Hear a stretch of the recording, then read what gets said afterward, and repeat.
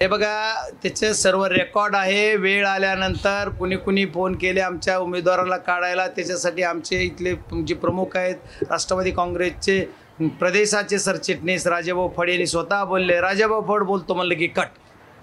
अशा माझ्या उमेदवाराला आलेले राजाभाऊ फडच्या सोबतच सगळे उमेदवार होते। हिचे नावं गावं किती वाजता आला कुणाचा आला याच्या सहित आम्ही रेकॉर्ड ठेवलेला आहे। वेळ आली की आम्ही ते पण बाहेर काढू। त्याच्यामुळे याच्यामध्ये सर्व गोष्टी दूध का दुधावर पाणी का पाणी होणार आहे, मी आज पहिल्याच दिवशी सांगितलेलं। त्याच्यामुळे काळजी करू नका। महायुतीच्या 2 नगरसेवकाला इथे गुलाल लागलेला आहे, कसं पाहता?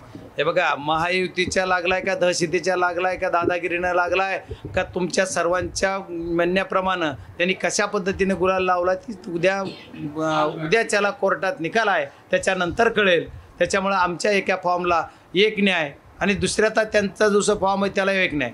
ज्यांना निरंकलेला एक फॉर्म लाटकर नावाचा आहे, लाट्या किती दिवस झाला त्याला सांगितलं लोकसभेला तोच, विधानसभेला तोच, नगर परिषदला तोच। जर मनानं बदलून गेला तर ठीक, नाही तर त्याची काय कार्यक्रम करायचा तो मी खासदार म्हणून सुद्धा करल। त्याला काय वाटायला मला कळाना, कोर्टाचा निकाल येऊ देत, उद्या मी त्याला सांगतो काय असते ती।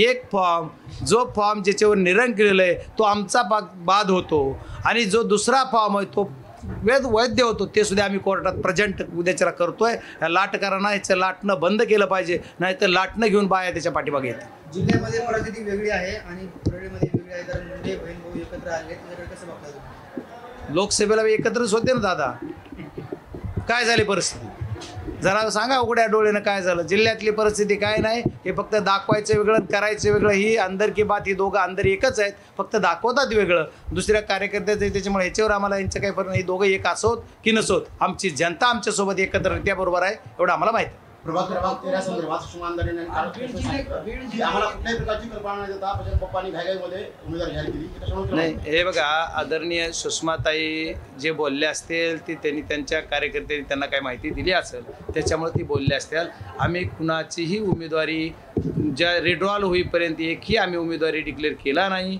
जे शिवसेनेचे जिल्हा प्रमुख होते, आता बहुतेक आहेत का नाही माहीत नाही मला, रत्नाकर शिंदे माझ्या केचेच आहेत ते, आणि इथले शिवसेनेचे पदाधिकारी आम्ही सर्वजण बसलो, त्यांना 13 वार्ड आम्ही सोडलेला। आणखी एक जागेचा विषय चाललेला, 7 नंबरचा का कुठला तरी एक विषय होता, तो माझ्या परफेक्ट लक्षात नाही। आणि ती जागा मी म्हणलं ठीक आहे, आता तुम्ही फॉर्म भरून घ्या, गडबड आहे, आपल्याला शेवटचा दिवस आहे फॉर्म भरण्याचा, आपण शेवटला निर्णय घेऊ, तुम्हाला आणखी 1-2 त्यांना 3 जागा द्यायच्या आम्ही कबूल पण केलेलं मी स्वतः 3। मला सुषमाताई पण राजाभाऊ फड यांच्या फोनवर बोललेल्या, तर ते बोलल्याच्यानंतर त्यांना मी बोललेलो की काही हरकत नाही, आपण मिटवताही, तुमच्याकडे काही विषय येणार नाही आहे। आणि तसं मग आम्हाला शिवसेनेला किंवा कुठल्याही मित्रपक्षाला सोडून आम्हाला एक अकेला चिरवरा हा विषय नाही आहे। पण आता ते तसं का बोलतात हे मला माहीत नाही, त्याच्यामुळे मी त्यांच्यावर काही बोलणार नाही। ते आदरणीय नेते आहेत शिवसेनेच्या आणि मी त्यांच्यावर काही बोलावं एवढा मोठा नेता तर नाहीच आहे, पण कार्यकर्तासुद्धा नाही, त्याच्यामुळे मी त्यांच्यावर काही बोलणार नाही। ते आमच्या मैत्रीतला विषय, मैत्री पक्षाच्या त्या नेत्या आहेत, त्याच्यामुळे मी त्यांच्यावर बोलणं संयुक्तिक नाही आहे। परळीपुतला विषय नाही, हा महाराष्ट्रातला विषय आहे, त्याच्यामुळे मी त्या महाराष्ट्रातल्या विषयात महाराष्ट्रातल्या त्या नेत्या आहेत त्यांच्यावर मी बोलावं असं मला वाटत नाही। पंकजा मुंडे यांचे पी